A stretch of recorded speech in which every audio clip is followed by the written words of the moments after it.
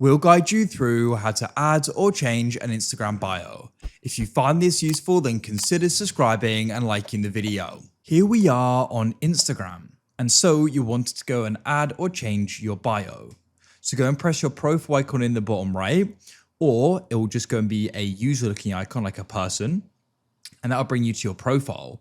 Now you can go and add in some important information about your account in your bio, maybe about your business. So we're going to guide you through how this is done.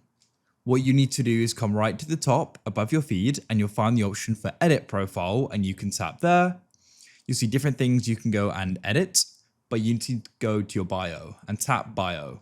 This will open up, and what you can do is you can go and start typing. So I could go and type in YouTuber and content creator. Then you can go and press the tick. Of course, if you edit anything, press the tick as well. Come back, and there we have it. That's how you can change or edit it.